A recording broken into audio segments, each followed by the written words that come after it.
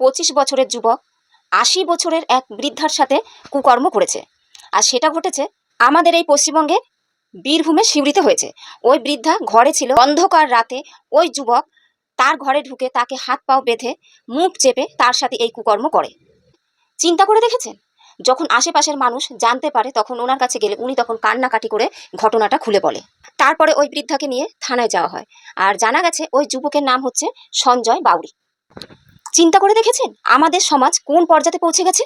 যখন এই সমস্ত ঘটনাগুলো ঘটে তখন মানুষ আমরা সহজেই বলে দিই যে মেয়েটার হয়তো চালচলন ভালো ছিল না, মেয়েটার হয়তো পোশাক আশাক ভালো ছিল না। আচ্ছা, একটা বাচ্চা আর একটা বৃদ্ধা, তার কি কখনো পোশাক আশাক খারাপ হতে পারে?